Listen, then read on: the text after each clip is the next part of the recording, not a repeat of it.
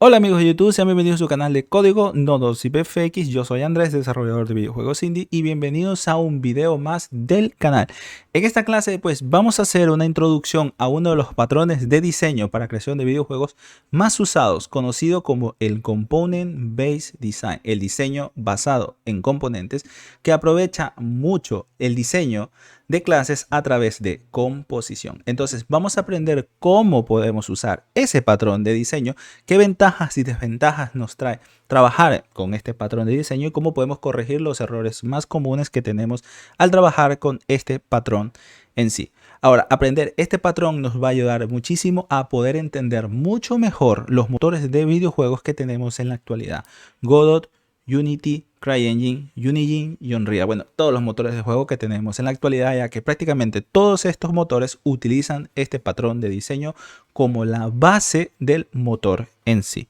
Así que, gente, si quieres enterarte cómo usar este patrón de diseño, pues quédate hasta el final. Pero antes, ¿cierto?, mencionar que te puedes unir al grupo oficial de Discord del canal, de este canal del código Nodos y PFX, donde podrás conocer gente muy maja y súper buen dato con los mismos gustos de nosotros, en el cual podremos conocer nuevos amigos. ¿Por qué no conocer también colegas de trabajo? ¿O por qué no conseguir también nuestro trabajo o brindarle trabajo a una persona? El link lo van a tener en este caso en la descripción de este video. Así que, gente, sin más tiempo que perder, pues comenzamos.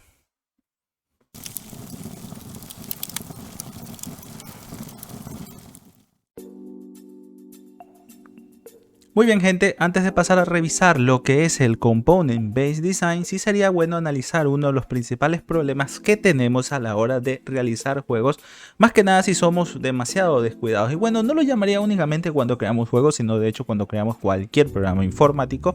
Existen pues varios inconvenientes que, si somos demasiado descuidados, podemos volver un proyecto que es tan sencillo en un infierno total. Entonces, ¿cuál es uno de estos principales inconvenientes que tenemos a la hora de desarrollar software? Clases que hacen de todo, tienen demasiadas responsabilidades que hacer dentro de un programa informático.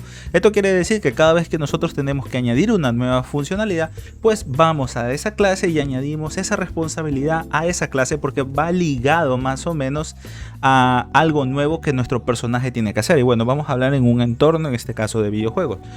Entonces vamos a explicar un ratito qué es lo que hace esta clase player. De momento es una clase muy pequeña, de pronto no vamos a tener demasiados inconvenientes si seguimos trabajando sobre esta clase, pero después va a llegar un punto en que cada vez que tengamos que hacer un cambio, así como yo la estoy tratando actualmente, pues va a ser muy difícil poder mantenerla. Entonces, esta es una clase que se encarga de la tarea de cómo va a renderizarse, en este caso, cómo tiene que mostrarse por pantalla, cómo tiene que modificarse en un apartado físico. Y de hecho son con estas dos variables es para controlar cómo es una fuerza física, por ejemplo, para este personaje. Y esto es en el caso del punto H. En el punto CPP aparte también estoy gestionando los inputs, en este caso pues para poder añadir esas fuerzas físicas, que estas a su vez pues tendrán que modificarse en cómo el personaje se renderiza. Por lo tanto, esta clase de momento tiene tres responsabilidades: gestiona los inputs, gestiona sus fuerzas físicas o sus cambios físicos, y gestiona cómo tiene que renderizarse. Si por ejemplo los requerimientos de mi proyecto aumentan y ahora necesito, por ejemplo, implementar, no lo sé, un sistema de inventario, pues entonces dentro de esta clase pues voy a crear el código necesario para poder gestionar inventario, lo cual pues va a hacer que el punto H continúe creciendo, va a hacer que el punto CPP también continúe creciendo, y aparte le hemos añadido una cuarta responsabilidad a esta clase. Si continuamos de esta forma, añadiendo responsabilidades, añadiendo funcionalidades de forma alegre dentro de esta clase, pues como digo, va a llegar un punto en que va a ser muy difícil poder mantenerla. Entonces, esto es un problema. No todo es malo. ¿Por qué? Porque tiene en este caso pues variables miembro, que estas variables miembro, para poder interactuar entre sí, es mucho más sencillo, ya que a través del input pues modifico este player position, y que este mismo player position pues en este caso pues se lo doy también para que pueda renderizar. En el caso de un sistema de inventario, si tuviese un sistema de inventario, pues haría algo para que añada elementos al inventario. Entonces todo se actualiza aquí. Por lo tanto, la interacción entre la física, el render, en este caso pues la gestión de inventario, habilidades, todo ese tipo de cosas. Es súper sencillo poder realizarlo en este tipo de clases, porque al estar toda la información necesaria, pues es bastante sencillo hacer en este caso los cambios en los diferentes comportamientos que la clase va a tener. Pero bien, más que nada en este caso con el riesgo de que la clase se va a volver cada vez más difícil de poder mantenerla. Aquí es donde entra el patrón de diseño del Component Based Design. El Component Based Design, o en este caso diseño basado en componentes, nos sugiere que los comportamientos los abstraigamos en clases pequeñas conocidas comúnmente como componentes. Estos componentes van a estar encargados de hacer una sola cosa y no van a hacer nada más que eso. Entonces, todo el tema del input va a estar extraído dentro de su componente de input. Todo el tema del render va a estar extraído dentro del componente de render. Todo el tema de la física dentro del physics component, y así según lo que vayamos necesitando. Ahora, cuando nosotros hacemos eso de ahí, comenzamos a entrar en un proceso de comenzar a armar clases a través de composición. La clase tiene un input, la clase tendría un physics, la clase tendría un render, la clase tendría un bounding box, la clase tendría algunas cosas. Entonces eso es lo que nos permite en este caso el diseño basado en componentes. Pero bien, antes de revisar el diseño basado en componentes, me gustaría pues en este caso mostrar qué es lo que está haciendo este juego. Es un juego bastante sencillo. Bueno, en este caso es solamente pues un cuadrado blanco que se mueve a través de la pantalla. Perfecto, entonces vamos transformando esta clase en una clase que va a estar compuesta en este caso por diferentes componentes. Muy bien, luego de haber realizado los cambios, pues la clase player pues estaría compuesta por algo tan sencillo como esto. Únicamente dos datos o dos instancias de dos componentes diferentes, de un componente de input y de un componente de render. Aparte sigue manteniendo pues su método update, ya que este método update es el que vamos a llamar desde game para que se hagan las actualizaciones en sí del personaje. Ahora, el método update lo que va a hacer es invocar los métodos update que pertenecen a cada uno de estos componentes. Ahora, vamos pegándole un vistazo rápido a cada uno de los componentes. Y en este caso, pues el input component pues sería un dato que voy a modificar, en este caso en el update del input, que pues va a representar que si una tecla está presionada, pues voy a actualizar este valor o este dato con este valor.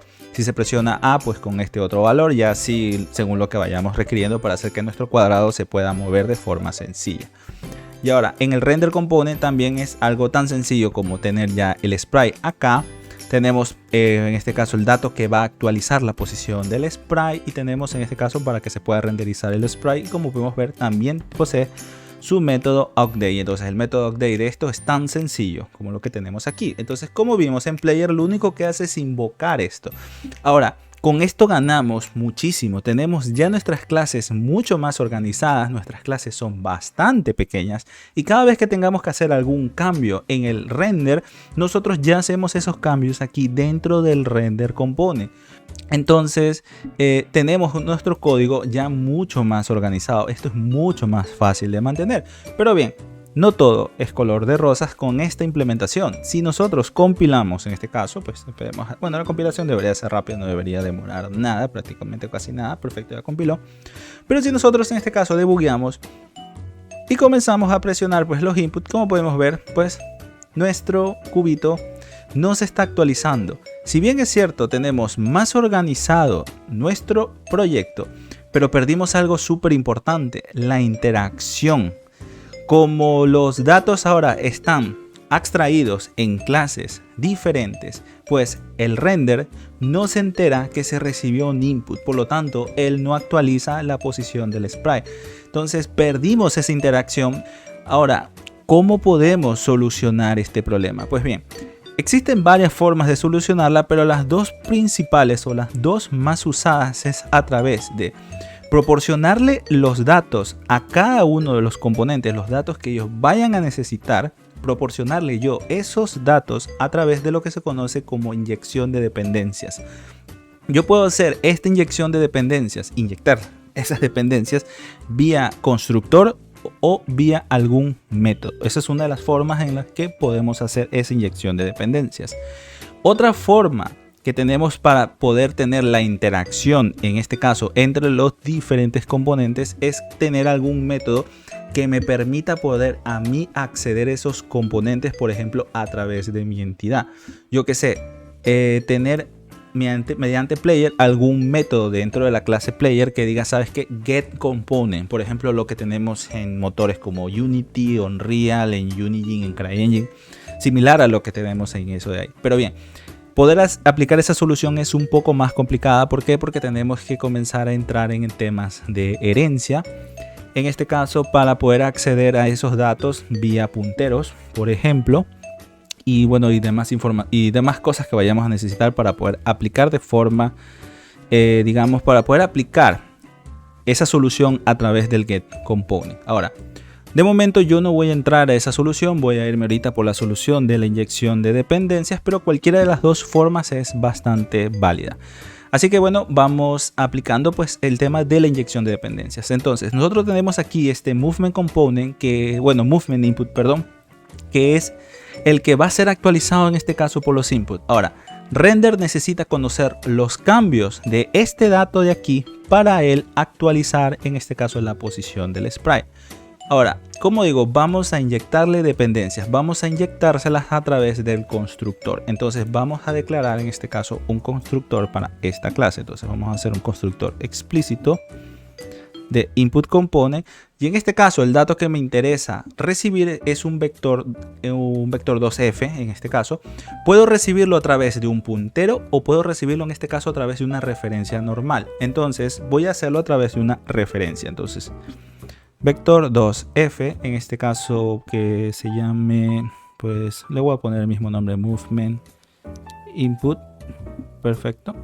Y como digo, esto va a ser una referencia. Voy a referenciar este dato de aquí para que me lo pasen en este caso desde el player. Ahora, esto también va a tocar hacerlo una referencia en sí. Y esto ya no lo puedo inicializar de aquí ponerle una inicialización por defecto. La inicialización en este caso pues tiene que darse a través del constructor. Entonces, aquí llamamos movement input, que va a ser igual pues en caso al movement input que estamos recibiendo por aquí.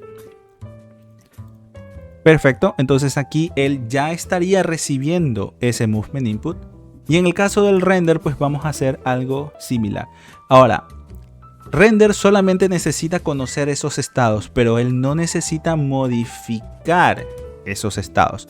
Por lo tanto, con que le pase una referencia, pero en este caso constante, debería ser más que suficiente. Entonces necesito pasarle pues también vía constructor pues ese dato. Entonces hagamos un explicit render component que recibe en este caso un const vector to f, en este caso pues sprite position. Entonces sprite position lo voy a inicializar con lo que estemos recibiendo en este caso vía constructor. Perfecto, entonces ya con esto estas clases ya están recibiendo ese dato, le estamos inyectando el dato que ellos van a necesitar pues en este caso para poder hacer las diferentes actualizaciones. Ahora aquí desde player, que vamos a usarlo en este caso como una clase que va a armar entidades, o sea, a través de player yo voy a armar las entidades componiéndolas, en este caso con un input component. Pero claro, a input component pues yo necesito especificarle cuál es en este caso pues el dato que se tiene que modificar vía input component. Entonces vamos creando este caso pues también un vector 2f, y en este caso pues no sé, le voy a poner movement nomás, lo voy a poner. Entonces esto lo vamos a inyectar a input para que lo modifique, y este mismo dato vamos a inyectárselo a render para que renderice en este caso pues el cuadradito que tenemos. Entonces perfecto, con esto debería ser todo. Déjame comprobar si no metí la pata en este caso, pues parece que no. Entonces compilemos, y en este caso la compilación me va a decir si lo hice bien o lo hice mal. Qué bien, de momento parece que lo he hecho bien. Entonces, habiendo inyectado esto, ya con esto podría nuevamente volver a modificar mi cuadradito. Entonces vamos viendo. Y efectivamente, pues mi cuadradito pues ya se está moviendo. Entonces ahora tenemos que los componentes se están comunicando entre sí de forma exitosa. Entonces déjame cerrar ya aquí. Y bien, esta es la forma que tenemos para trabajar con el Component Based Design. Este patrón de diseño es súper clásico, se lo utiliza prácticamente en todos los motores de juego. Ahora, hay un patrón que se llama Entidad Componente Sistemas o ECS. Este es un patrón también de patrón de diseño, en este caso para la realización de videojuegos, pero este patrón está basado en la programación orientada a datos. Este tipo de patrón es mucho más eficiente que el Component Based Design, que de hecho está basado en la programación orientada a objetos, pero es un patrón de diseño que es muy complicado de implementar. Eso sí, ya necesitan averiguar, en este caso por su cuenta, a través de algún libro o ingresando a algún foro donde la gente explique cómo funciona más o menos el patrón. Entonces ya son cosas que ya podríamos investigar. Y de hecho ese patrón de diseño es el que se está ya implementando en muchos motores de juego, porque está demostrado que es más eficiente que el patrón, en este caso el patrón tradicional, que es el Component Based Design. Pero bien, como digo, eso ya es algo que les toca investigar por su cuenta. Y muy bien, gente, esto sería todo por este video. Si les gustó, pues ya saben, pueden ayudarme con un like y suscribiéndose a este canal. Aquí les voy a dejar algunas series que tenemos, en este caso desarrollo de videojuegos con Unreal Engine y C++, y también les voy a dejar la serie de Unigine con C++. Cualquier duda, como saben, en la parte de abajo, en la cajita esa de comentarios, siempre seguido su correspondiente punto y coma.